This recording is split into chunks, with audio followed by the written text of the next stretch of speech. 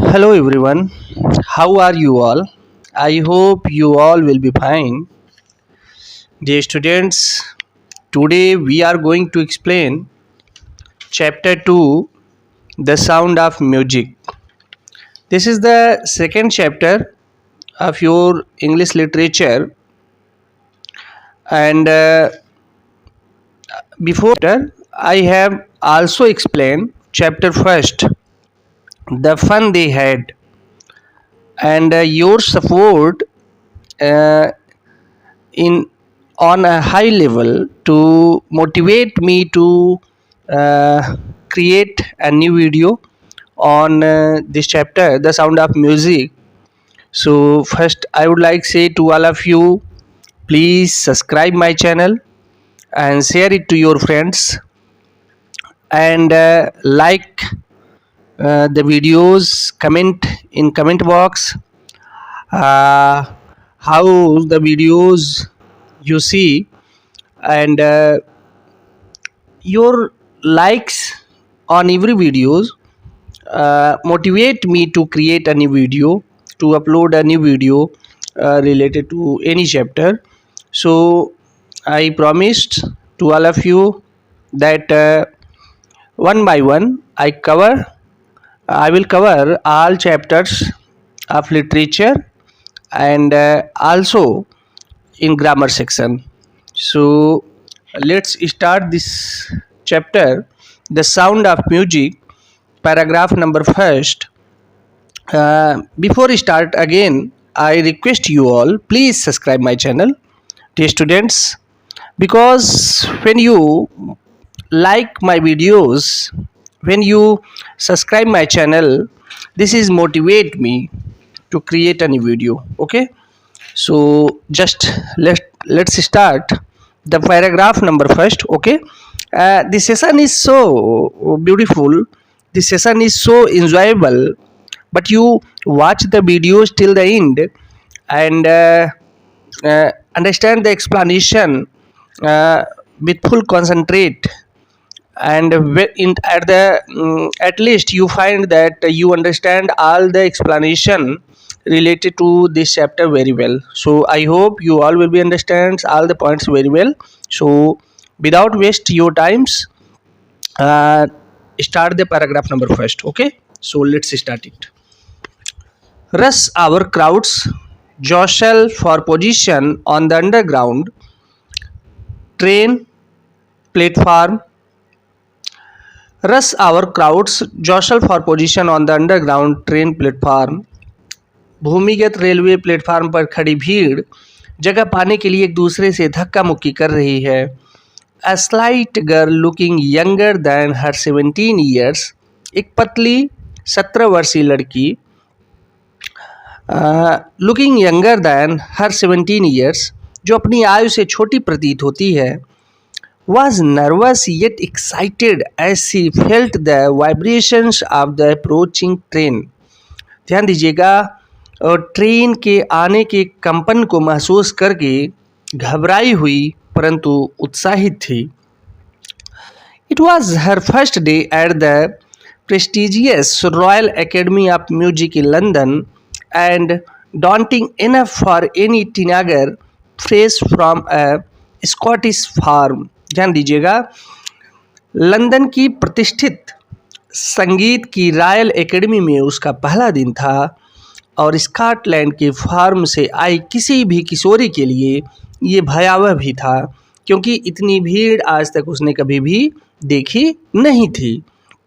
But this aspiring musician faced a bigger challenge than most. लेकिन संगीतकार बनने की इच्छा रखने वाली लड़की के लिए ये औरों की अपेक्षा बड़ी चुनौती थी. शी वाज प्रोफाउंडली डीप, वह पूर्णतः बहरी थी. ध्यान दीजिएगा, ये कहानी एक ऐसी लड़की के बारे में है.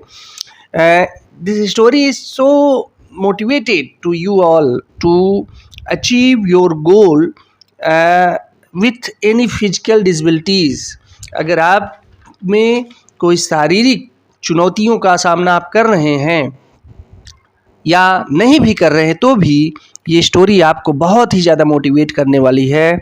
इस स्टोरी में एक ऐसी लड़की के बारे में बताया गया है जो पूर्णतः बहरी थी, और आप सोचिए कि बहरी होना और म्यूजिक के फील्ड में कैरियर बनाना दोनों एक दूसरे के क्या है, दोनों एक दूसरे के कंट्रोवर्सी में हैं, एक दूसरे के विरोध में हैं, लेकिन ऐसा उसने किया था। It's possible, it's possible. If anyone listen this story, he imagine he or she imagine that how this is possible, but this is possible. How? So this is paragraph number first. Now we are going to explain paragraph number second. Evelyn Glennie's loss of hearing had been gradual. Evelyn Glenny की श्रवण शक्ति जो थी, सुनने की क्षमता जो थी, वो धीरे धीरे कम हुई थी। Her mother remembers noticing something was wrong when the 8-year-old Evelyn was waiting to play the piano. उसकी माँ को याद है जब 8 वर्षीय एवलिन पियानो बजाने का इंतज़ार कर रही थी, तो उसने यानी कि उसकी माँ ने ये चीज़ पाया कि कुछ गड़बड़ है, कुछ तो दिक्कत है। ध्यान दीजिएगा। They called her name and she did not move. उन्होंने उसके नाम को बुलाया लेकिन उसने कोई रिस्पॉन्स नहीं दिया। I suddenly realized she had not heard, says Isabel Glennie. और उन्होंने क्या कहा, अचानक से उन्हें एहसास हुआ कि उसने नहीं सुना, उसकी माँ ने बताया, उसकी माँ ने कहा। ध्यान दीजिएगा। For quite a while, Evelyn managed to conceal her growing deafness from friends and teachers. कुछ समय के लिए एवलिन अपने बढ़ते हुए बहरेपन को अपने दोस्तों व शिक्षकों से छिपाने में कामयाब रही, लेकिन ध्यान दीजिएगा, but by the time she was 11, her marks had deteriorated and her headmistress urged her parents to take her to a specialist. लेकिन ध्यान दीजिएगा, 11 वर्ष की जब वो 11 वर्ष की हुई तो उसके अंकों में कमी आई। अंकों में कमी का मतलब ये हुआ कि उसके मार्क्स जो है धीरे धीरे कम होते चले जा रहे थे, उसका परफॉर्मेंस बहुत ही वर्स होता चला जा रहा था, पुअर होता चला जा रहा था। तो उसकी जो प्रधानाध्यापिका थी, उन्होंने उसके माता पिता से उसे किसी विशेषज्ञ के पास ले जाने का आग्रह किया। उन्होंने ये सजेशन दिया, ये एडवाइस दी कि आप इसे किसी स्पेशलिस्ट को दिखाइए। But by the time she was 11, her marks had deteriorated and her headmistress urged her parents to take her to a specialist. It was then discovered that her hearing was severely impaired as a result of gradual nerve damage. ध्यान दीजिएगा। और तब यह पता चला कि स्नायु के यानी कि जो नसें होती हैं उनके धीरे धीरे क्षति होने की वजह से उसकी श्रवण शक्ति गंभीर रूप से कमज़ोर हो गई थी।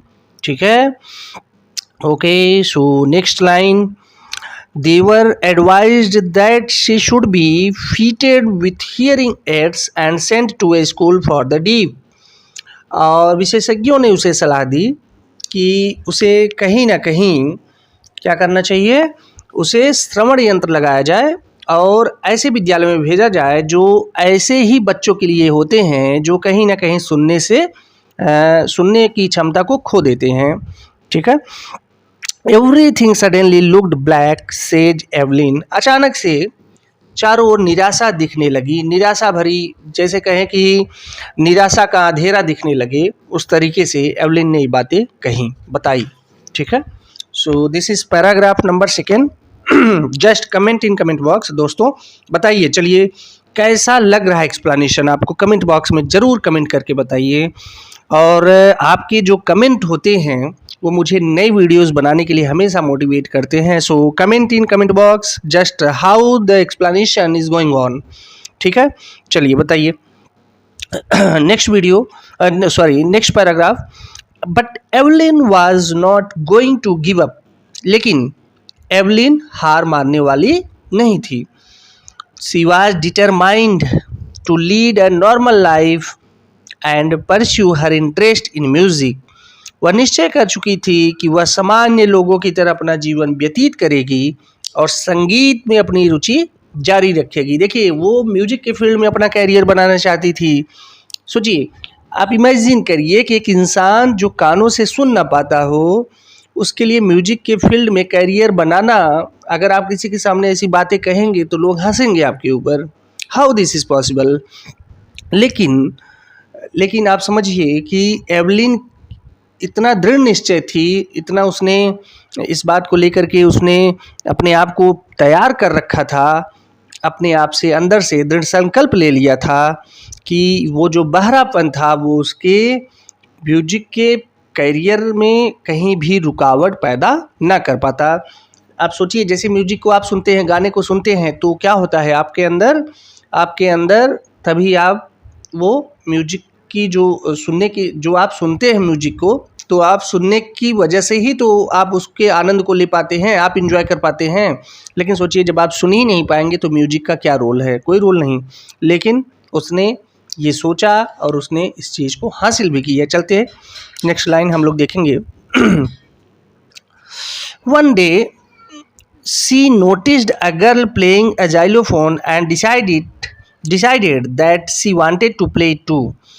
एक दिन उसने एक लड़की को जाइलोफोन बजाते देखा और फैसला किया कि वह भी उसे बजाना चाहेगी।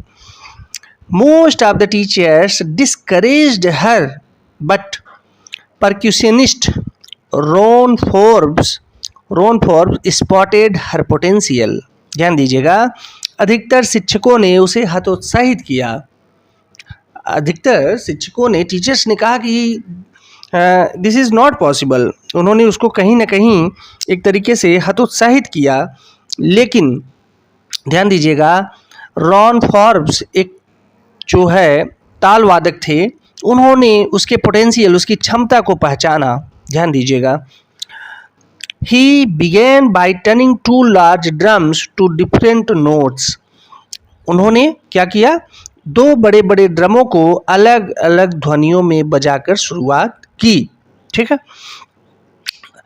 Don't listen through your ears. इस ड्रमों की ध्वनि को कानों से ना सुनो। ध्यान दीजिए, इस जो ड्रम की आवाज़ आ रही है, उन्होंने कहा एवलिन से कि आप इसे कानों से सुनने का प्रयास मत करिए, क्योंकि आपकी सुनने की क्षमता खत्म हो गई है, तो आप कानों से तो सुन नहीं पाओगी। So try to sense it, he would say try to sense it some other way. और उन्होंने कहा कि मैं चाहूँगा कि तुम इसे अपने शरीर के किसी और ज्ञानेंद्रियों के माध्यम से, ध्यान दीजिएगा, किसी और इंद्रियों के माध्यम से उसे सुनने का प्रयास करो, यानी कि किसी और तरीके से इस ध्वनि को महसूस करो, सुनो। ठीक है। आई सडनली सेज एवलिन, यहाँ पे says Evelyn, suddenly I realized I could feel the higher drum from the waist up and the lower one from the waist down।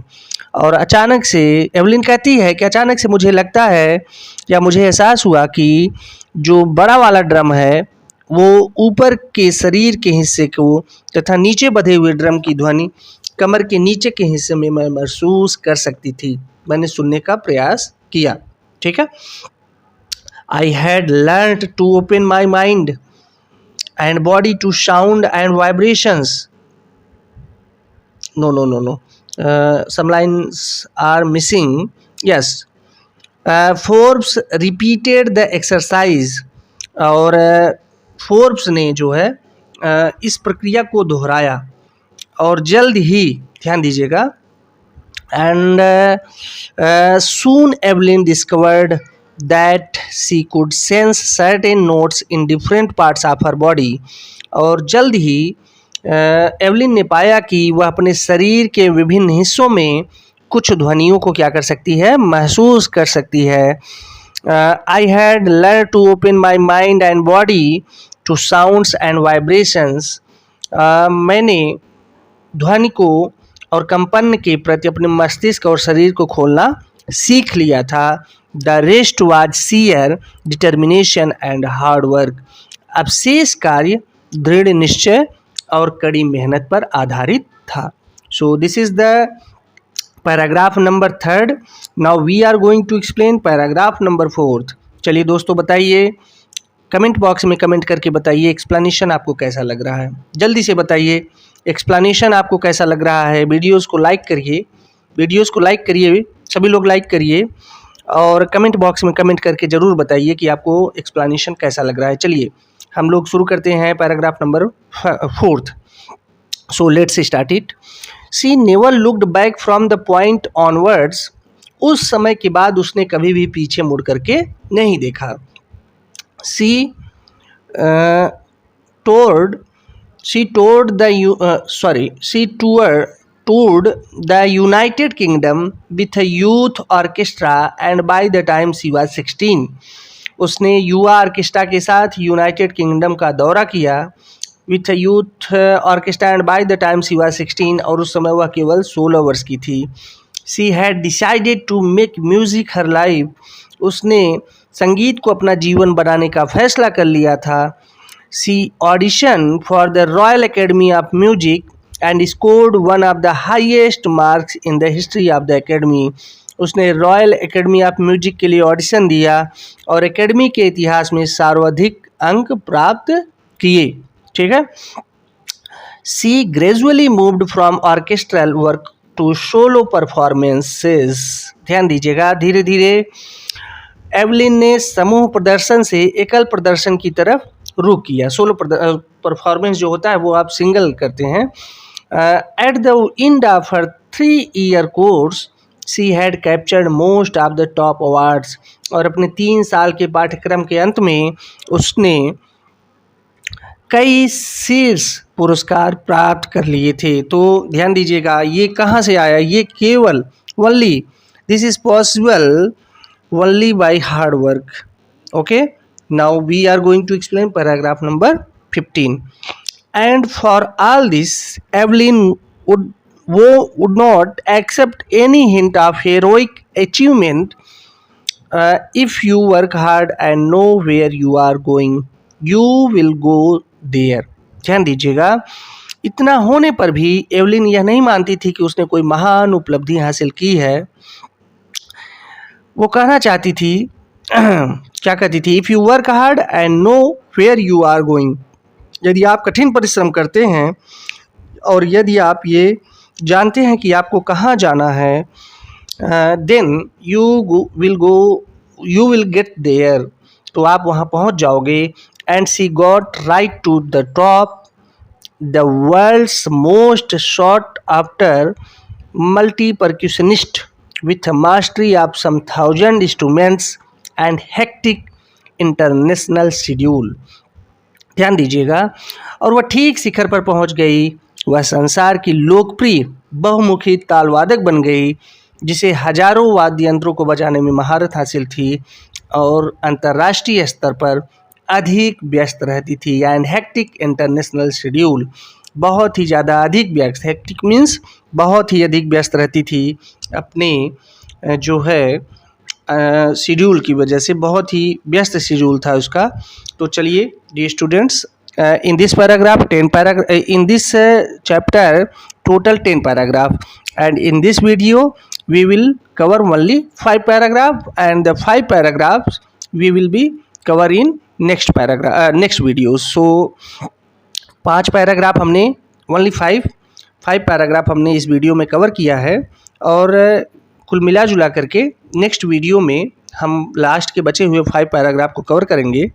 इसके पीछे का मोटो ये है कि वीडियो बहुत लंबा ना हो, आप आसानी से थोड़े थोड़े समय की वीडियोस को, एक्सप्लेनेशन को आराम से आप बैठे बैठे सुन सकते हैं, चलते हुए सुन सकते हैं, जिससे आपका एक्सप्लेनेशन बिल्कुल क्या रहे, क्लियर रहे. तो चलिए दोस्तों, इस वीडियो में इतना ही. Again I request you all to subscribe my channel and share it to your friends and like the videos. that's your likes motivate me to make a new video. So in this video only this, and we will be meet in next video and with next paragraph.